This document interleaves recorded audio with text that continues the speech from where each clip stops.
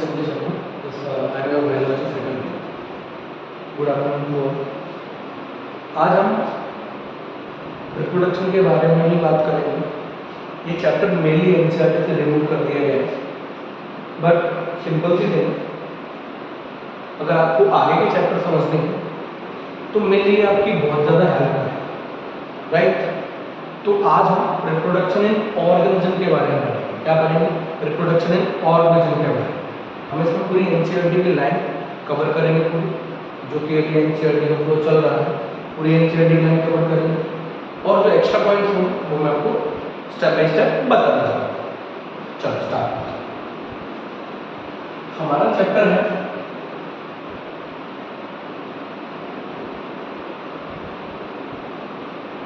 Reproduction in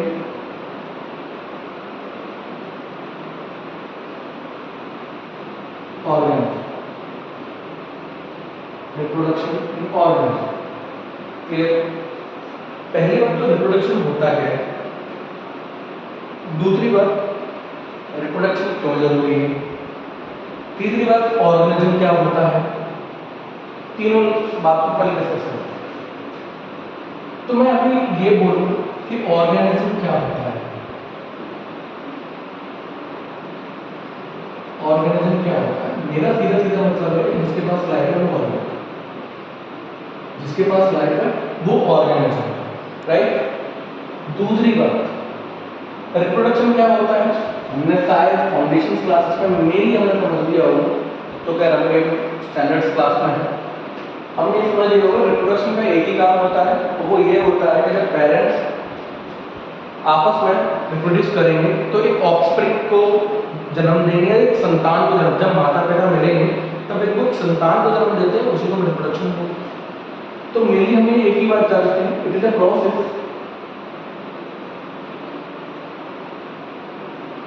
to produce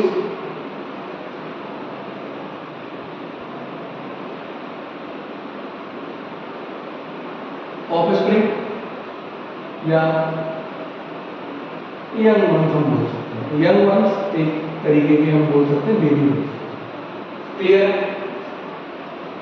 दूसरी बात, अब हम ये जानेंगे कि रिप्रोडक्शन करना ही क्यों जरूरी है। क्यों जरूरी है रिप्रोडक्शन करना, या रिप्रोडक्शन प्रोसेस को मेंटेन करना क्यों जरूरी है। तो सीधी सीधी सी बात है, हम अपनी ही प्रजाति को इस पृथ्वी पर कंटिन्यू करने के लिए हम क्या करते हैं, रिप्रोडक्शन करते हैं। We need to reproduce, we need to reproduce, हम हेडिंग डालेंगे why do we need to reproduce. सीधा सीधा आंसर है इसका, we need to reproduce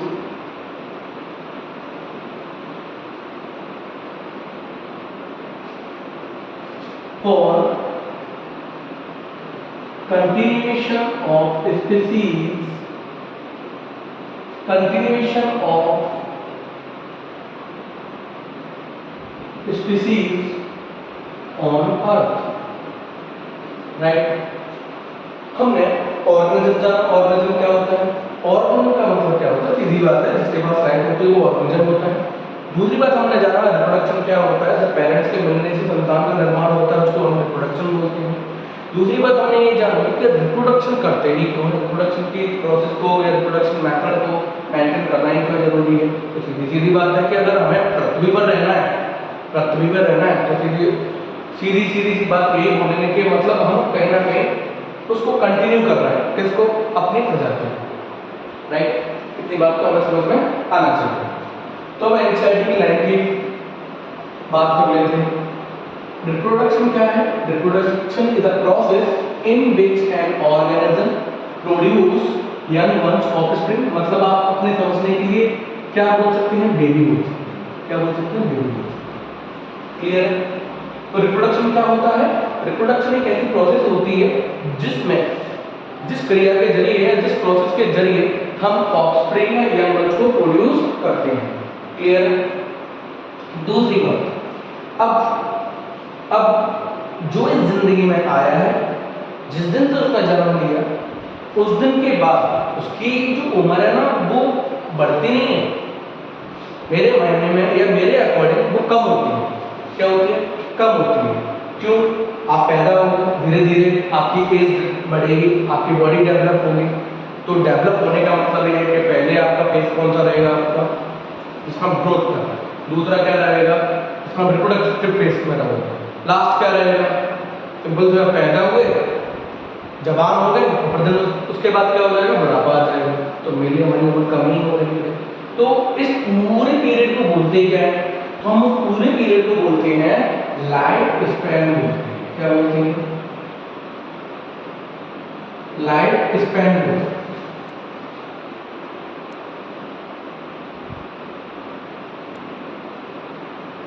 life span बोलते हैं, ठीक है?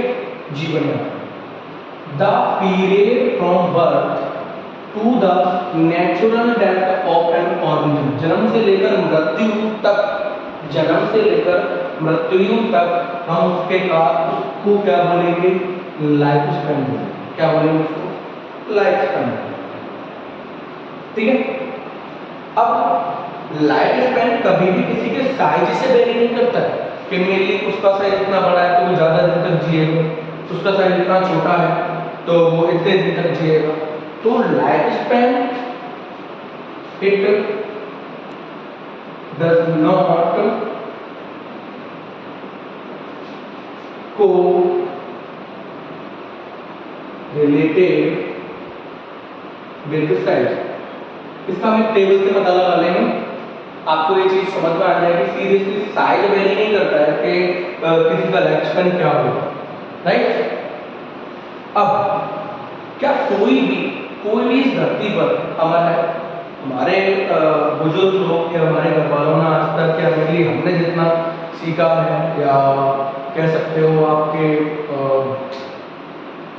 जितना हमें समझ में आया है कि कोई भी इस धरती पर अमर तो नहीं, लेकिन तो फिर भी कोई हो सकता है। तो एनसीईआरटी लिखती है नो इंडिविजुअल इज इमॉर्टल, जो कि सही है। नो इंडिविजुअल इज इमॉर्टल किसको छोड़ के? Except unicellular organism. Unicellular organism क्या होता है? जिनकी पूरी body only one type of cell. Example में हम एक चीज जानते हैं, समझने के लिए बैक्टीरिया डाल देते हैं एंड अदर्स। इसके हम एग्जाम्पल्स लिखेंगे नेक्स्ट क्लास में। आज हम जानेंगे होता क्या है और कैसे इस प्रोसेस को पूरा करने में कौन कौन सी चीज़ों का यूज होता है, क्या करते हैं, कैसे करते हैं, उस टर्म को क्या बोलेंगे, जब मेल गैमेट फीमेल गैमेट मिलता है तब उसको क्या बोलेंगे, उसके बाद क्या होता है, उसके बारे में मतलब इवेंट्स के बारे में जानेंगे। बैक्टीरिया एंड मैं फिर से एक बार रिपीट कर देता हूँ। हमने रिप्रोडक्शन पढ़ा। रिप्रोडक्शन का सीधा सीधा मतलब ये होता है जब पेरेंट्स मिलेगा, मेल फीमेल मिलेंगे तो सेम सी बात है, वो क्या करेंगे? अपने यंग वंश को प्रोड्यूस करेंगे, मतलब अपने संतान को जन्म देंगे। दूसरी बात, ऑर्गेनिज्म क्या होता है? जिसके पास लाइफ है उसको ऑर्गेनिज्म कहते हैं। तीसरी बात, जो इस दुनिया में आया है वो जिस दिन से पैदा हुआ है उस दिन से उसकी उम्र जो होती है, सही मायने में उसको ये बोलते हैं कि उसकी उम्र कम हो गई। पहले वो ग्रोथ करेगा, फिर डेवलपमेंट करेगा, देन उसके बाद बुढ़ापा आ जाएगा। मतलब ग्रोथ फेज, रिप्रोडक्टिव फेज और देन सेनेसेंस। सेनेसेंस का मतलब होता है बुढ़ापा, एजिंग, ठीक है?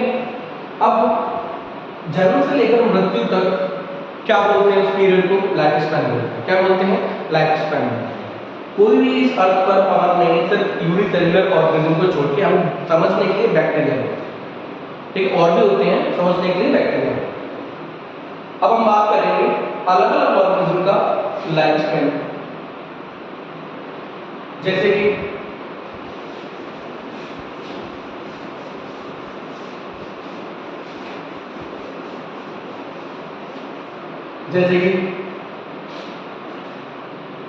ऑर्गेनिज्म। रोज का लाइफ स्पैन कितना है? 5 to 7 years। राइस प्लांट का लाइफ स्पैन कितना है? 3 to 7 years। बनाना ट्री का लाइफ स्पैन कितना है? 400 plus years। ये अलग अलग बुक में अलग अलग डेटा आपको फाउंड हो सकता है, राइट।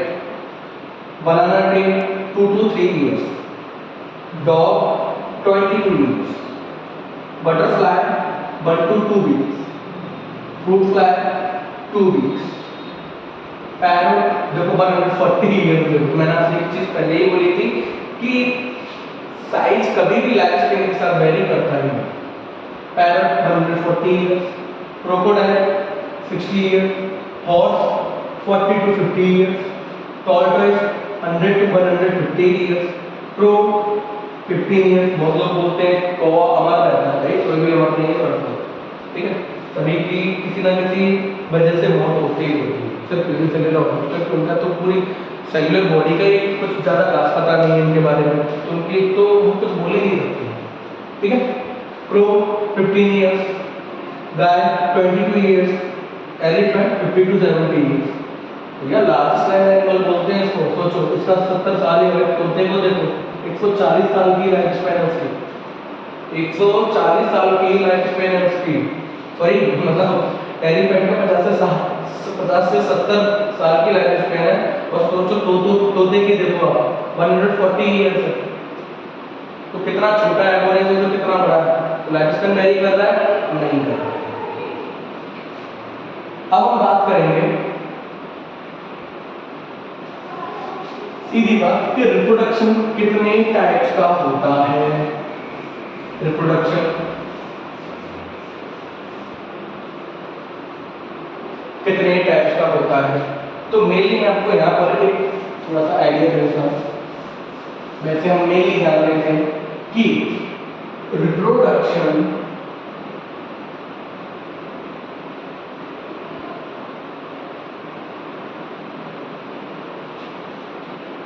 दो टाइप्स का होता है। एक तो होता है एसेक्सुअल रिप्रोडक्शन,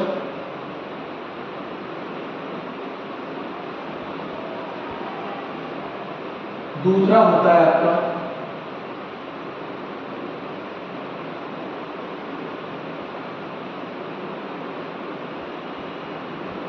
सेक्सुअल रिप्रोडक्शन, ठीक है। तो एसेक्सुअल रिप्रोडक्शन में हम यहां देख लेते हैं, it is the production of offspring by single parent. एक सिंगल पेरेंट ही ऑफस्प्रिंग को प्रोड्यूस कर देगा, या आप ऐसे बोल सकते हो without the formation of gametes organism produce offspring, that is asexual reproduction. आप ऐसे भी लिख सकते हो production, it is a type of reproduction that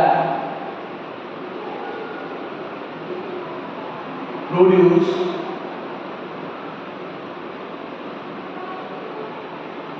offspring by single parent, by single parent। इसमें हम लिखेंगे, तो इसमें क्या लिखेंगे, it is a type of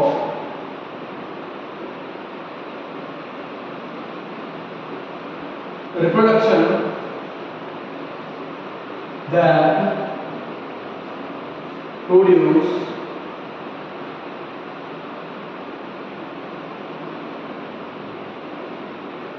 offspring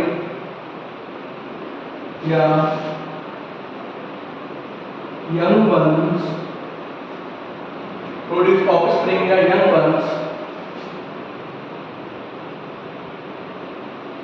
with the formation of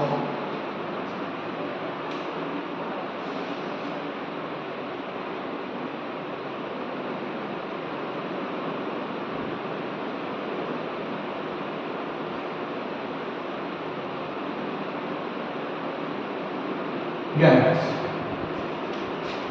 clear है? इतनी बातें हमको समझ में आनी चाहिए, इतनी बातें हमको समझ में आनी चाहिए। एसेक्सुअल रिप्रोडक्शन के अलग अलग मोड्स होते हैं, जैसे कि चलो पहले आप देख लीजिए, इसके बाद चलो एसेक्सुअल रिप्रोडक्शन के अलग अलग मोड्स हो सकते हैं, जैसे कि फिजल होता है, बडिंग होता है, रीजनरेशन होता है, फ्रेगमेंटेशन होता है, स्पोरुलेशन होता है, प्लाज्मोटोमी होता है, वेजिटेटिव प्रोपगेशन होता है। ये अलग अलग मोड्स हैं जो कि हम आगे की क्लास में मेनली करेंगे, या हो जाएगा तो आज ही कवर कर लेंगे इनको, ठीक है? चलो तो अभी हम एसेक्सुअल रिप्रोडक्शन के बारे में बात करते हैं कि एसेक्सुअल रिप्रोडक्शन में और क्या क्या होता है।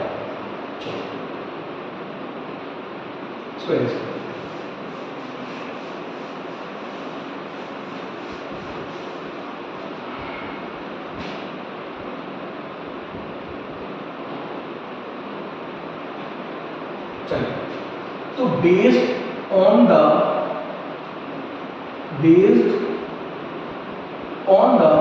number of participants, मतलब पेरेंट्स का इन्वॉल्वमेंट, कोई सिंगल पेरेंट है या कोई मेल और फीमेल, ठीक है? पार्टिसिपेंट रिप्रोडक्शन में जो टू टाइप्स हमने बता दी, कौन कौन से? एसेक्सुअल रिप्रोडक्शन और sexual reproduction. Clear? Asexual reproduction के बारे में बात करते हैं। जैसे कि मैंने अभी बताया था, it is the production of offspring by a single parent, unicellular organism में हमने बात की थी। It is seen in unicellular organism, मतलब सिंपल प्लांट और simple animals. Simple plant, simple animals क्या होते हैं? हम अभी स्पॉन्ज का एग्जांपल देख सकते हैं, ठीक है? स्पॉन्ज का एग्जांपल देख सकते हैं, ठीक है? और फंजाई वगैरह में मेनली बात कर सकते हैं प्लांट्स में, ठीक है? जो कि आगे जाके अकरेंस करेंगे। चलो दूसरा, जो एसेक्सुअल रिप्रोडक्शन के द्वारा ऑफस्प्रिंग डेवलप होती है, वो अपने पेरेंट के क्या होती है? एक जैसी होती है, आइडेंटिकल होती है। क्या होती है? आइडेंटिकल होती है। The offspring are identical to one another and to their parents. Simple सी बात है, अगर समझाने के लिए मैं ये बोलना चाहूँ कि मेरी जो आने वाली जनरेशन होगी वो मेरे जैसे ही दिखेगी, मेरे जैसे पूरे सारे कैरेक्टर होंगे, मेरे ही जैसे सारी प्रोसेस, मतलब किसी में उसमें कोई भी वेरिएशन नहीं आएगा। एसेक्सुअल रिप्रोडक्शन में कोई भी वेरिएशंस नहीं आता है, नो वेरिएशन। वेरिएशन का मतलब क्या होता है? कोई भी बदलाव नहीं होता है, वो अपने पेरेंट्स के जैसे ही होते हैं। तो जो बॉडी के द्वारा स्ट्रक्चर वाइज और कैरेक्टर्स या डीएनए आप बोल सकते हो समझने के लिए, हेरिडिटी कैरेक्टर्स के द्वारा और स्ट्रक्चर के द्वारा एक जैसे दिख रहे हैं अपने पेरेंट्स के जैसे, उसको हम क्या बोलते हैं? क्लोन बोलते हैं। क्या बोलते हैं इसको? क्लोन बोलते हैं। तो हमने क्या क्या चीज सीखी? हमने ये चीज सीखी कि रिप्रोडक्शन दो तरीके का होता है, based on the number of participant. दूसरी बात हमने ये जानी कौन कौन सा होता है? एसेक्सुअल और सेक्सुअल होता है। एसेक्सुअल में क्या होता है? सिंगल पेरेंट के लिए ऑफस्प्रिंग को प्रोड्यूस करती है। सेक्सुअल में क्या होता है? फॉर्मेशन ऑफ गैमेट्स से दो पेरेंट्स के जरिए हम क्या करते हैं? ऑफस्प्रिंग प्रोड्यूस करते हैं। मोस्ट अलग अलग हो सकते हैं, जो कि हम नेक्स्ट क्लास में बात करेंगे, अभी इसी क्लास में बात करेंगे, हो जाएगा। दूसरी बात हमने एसेक्सुअल रिप्रोडक्शन के बारे में बात की, it can only be seen in unicellular organism. दूसरी बात, एसेक्सुअल रिप्रोडक्शन में कोई भी वेरिएशन नहीं आता, मतलब वो पेरेंट्स के जैसे ही दिखते हैं, उनके ऑफस्प्रिंग इतने आइडेंटिकल दिखते हैं, उनकी स्ट्रक्चर, उनके हेरिडिटी कैरेक्टर, सारी चीजें एक जैसी दिखती हैं। तो एनसीईआरटी के लिए एक शब्द लिखती है, that is clone, that is clone. Clear?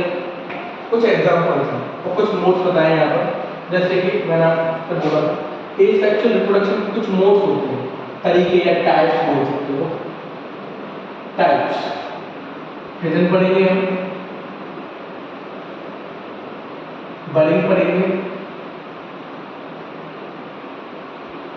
Regeneration पढ़ेंगे हम, मेनली हम क्या पढ़ेंगे इसमें? वेजिटेटिव प्रोपगेशन पढ़ेंगे। ठीक, फिजन दो टाइप्स की होती है, एक तो बाइनरी फिजन। एक कौन सी होती है? मल्टीपल फिजन होती है। इसके बारे में बात करना है। बडिंग की दो टाइप्स की होती है, exogenous budding, endogenous budding. Regeneration में हम पढ़ेंगे दो टाइप्स की पढ़ेंगे, मॉर्फोजेनस का एंड मॉर्फोलैक्सिस पढ़ेंगे। चलो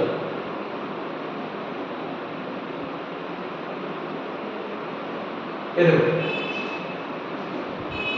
कितना इंटरेस्टिंग।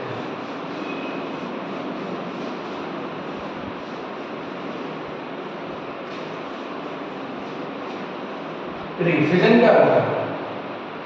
फिजन में क्या होता है? In this the parent cell divides into two या मोर इंडिविजुअल्स। सीधी बात है, अगर हम अपने तरीके से लिखना चाहें, it is a mode of asexual reproduction। ये asexual reproduction का ऐसा तरीका है जिसमें क्या होगा, द पेरेंट सेल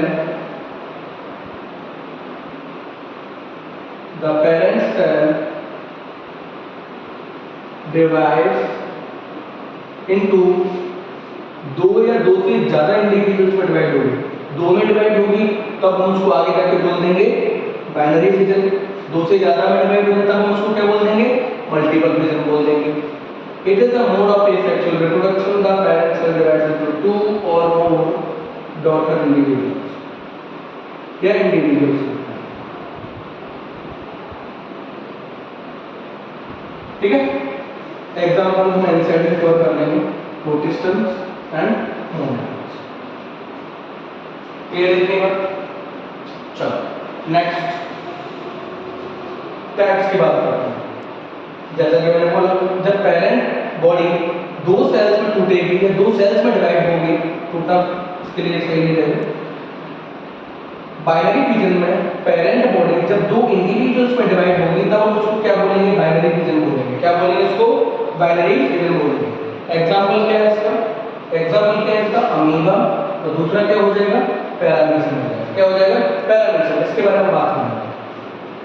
दूसरा क्या होता है? मल्टीपल फिजन होता है। इसमें क्या होगा? पेरेंट बॉडी बहुत सारे इंडिविजुअल्स में या ज्यादा दो से ज्यादा इंडिविजुअल्स में डिवाइड हो जाएगी तब हम उसको क्या बोलेंगे? मल्टीपल फिजन बोलेंगे। प्लाज्मोडियम आप जानते हैं, लार्वल स्टेज ऑफ मलेरिया और and amoeba it is unicellular organism, 10th में पढ़ा हुआ। ठीक है, दूसरा मोड हम बात करेंगे, पहले मोड की हम बात कर चुके हैं। दूसरे मोड की बात करेंगे हम, बडिंग में बात करेंगे। किसमें बात करेंगे? बडिंग में। तो जैसा कि मैंने बोला था, बडिंग दो टाइप्स की होती है। एक तो एक्सोजेनस बडिंग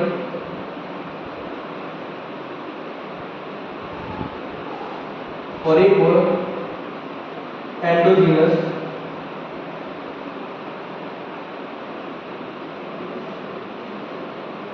एक्सोजीनस बडिंग में अगर बात करेंगे तो एग्जांपल हम हाइड्रा देख सकते हैं। आपने देखा होगा कुछ इस तरीके से हाइड्रा। इसके ऊपर एक क्या लगी हुई है? These are tentacles. These are tentacles. Tentacles का काम क्या होता है? हेल्प टू कैप्चर, क्या आप बोल सकते हैं, एंड डिफेंस मैकेनिज्म के लिए भी यूज करते हैं। Capture the food and defence mechanism के लिए।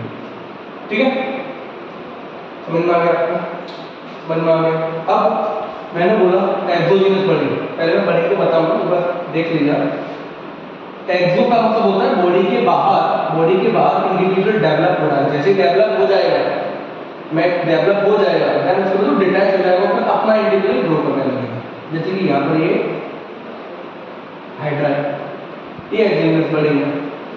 एक और एग्जांपल है जिसका हम गैम्यूल्स बोलते हैं, स्पॉन्ज है। तो इसमें इनसाइड डेवलप हो रहा है। तो जब इंडिविजुअल अंदर की तरफ डेवलप हो रहा है तब हम उस बडिंग को बोलते हैं एंडोजेनस बडिंग बोलेंगे। जब बाहर की तरफ डेवलप हो रहा है तब हम उसको बोलेंगे एक्सोजेनस बडिंग। इसकी मैं डेफिनेशन लिखवा दूंगा अभी, पहले हम देख लेते हैं बडिंग क्या होती है।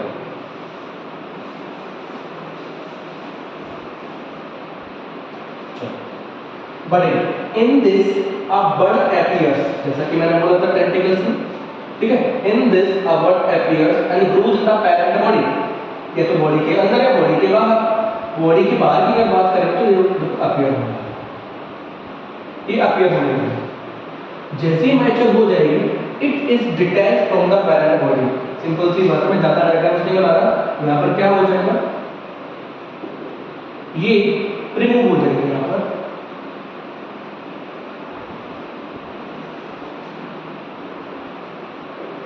ये रिमूव हो जाएगी और अपने आप को ग्रो करने लगेगी मैच्योर होने के बाद। In this, a bud appears and grows in the parent body. After maturation, it is detached from parent body and to form a new individuals. Hydra exogenous body का एग्जाम्पल है, Gamulus मतलब sponge, ये endogenous body का example है, right. तो body की definition यहाँ पर लिखी हुई है। एक्सोजेनस बॉडी का मतलब क्या होता है, the individual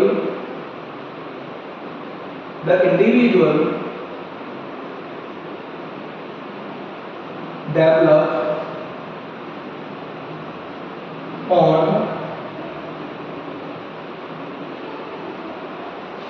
parent develop outside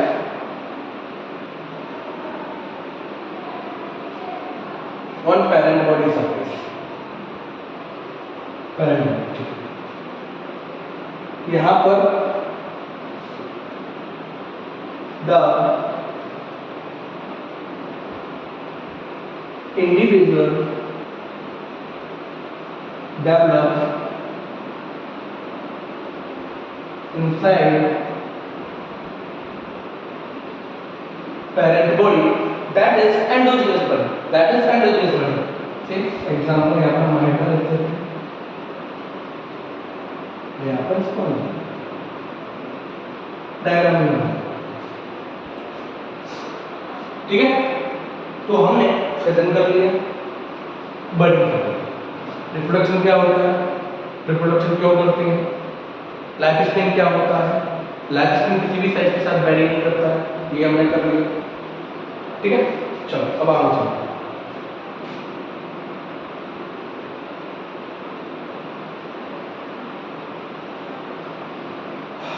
vegetative propagation.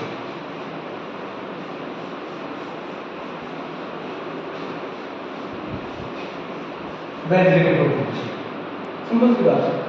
Vegetative प्रोपेगुल्स का मतलब यूनिट, प्लांट की यूनिट के जरिए, आप ऑफस्प्रिंग प्रोड्यूस कर रहे हो, उसको हम क्या बोलते हैं, वेजिटेटिव प्रोपोगेशन। वेजिटेटिव प्रोपोगेशन दो तरीके का होता है, एक तो natural vegetative propagation,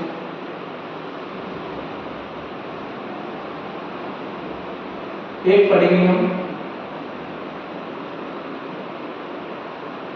artificial vegetative propagation. It is a production of offspring from vegetative propagules in plants, that is vegetative propagation। अगर आपको नहीं समझ में आई ये डेफिनेशन तो हम अपनी में लिख लेते हैं ना। Such asexual reproduction that takes place by vegetative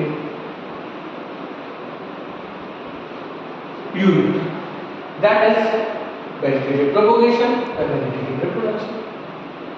कुछ एग्जांपल्स हैं, birds, ice of the potato tubes,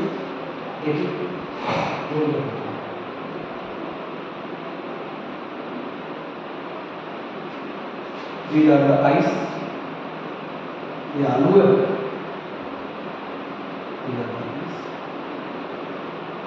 ice, and these are the germinating idols, germinating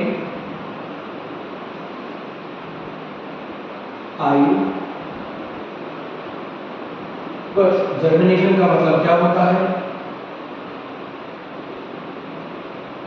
simple सी बात है, to develop a new plant, to develop a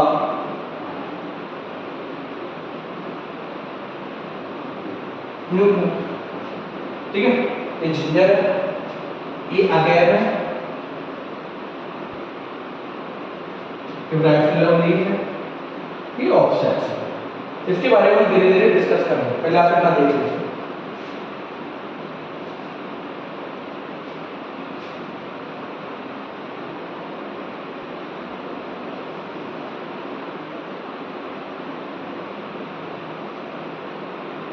ठीक, तो आज के लिए हम वेजिटेटिव प्रोपोगेशन पे ही खत्म करेंगे। नेक्स्ट क्लास में हम वेजिटेटिव प्रोपोगेशन को कंप्लीट करेंगे और वेजिटेटिव प्रोपोगेशन से आगे के चीज़ों को भी पढ़ेंगे। एसेक्सुअल रिप्रोडक्शन के बाद हम सेक्सुअल रिप्रोडक्शन को भी पढ़ेंगे, उसको हम इवेंट्स जानेंगे, इवेंट्स कौन कौन से होते हैं, तो हम अच्छी तरीके से जानते हैं इवेंट्स कौन कौन से होते हैं। रिप्रोडक्शन, फर्टिलाइजेशन, मतलब प्री फर्टिलाइजेशन, पोस्ट फर्टिलाइजेशन, ये सारी चीज़ें हम पढ़ेंगे। उसके बारे में एम्ब्रियोजेनेसिस के बारे में देखेंगे, एम्ब्रियोजेनेसिस होती क्या है, गैमेट ट्रांसफर क्या होता है, सारी इवेंट्स के बारे में जानेंगे। ओवी पेरेस, बेबी पेरेस क्या होता है, और आइसोगैमेट्स वगैरह क्या होते हैं, ये सारी चीज़ों के बारे में हम जानेंगे। तो आज हमने कवर किया, जो मैं एक बार का रिपीट कर देता हूँ, हमने किया रिप्रोडक्शन क्या होता है।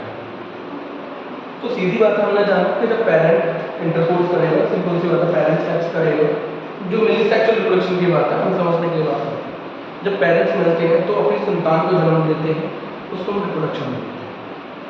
क्योंकि हम ऑर्गेनिज्म में पढ़ रहे हैं, तो ऑर्गेनिज्म में प्रॉपर किसी में सेक्सुअल, किसी में एसेक्सुअल हो सकता है। तो डेफिनेशन सिंपल सी बात है कि it is a process to produce offspring, बिना गैमेट के या गैमेट। ठीक है, बिना गैमेट की बात करेंगे तो एसेक्सुअल की बात करेंगे, और गैमेट के साथ करेंगे तो सेक्सुअल की बात करेंगे।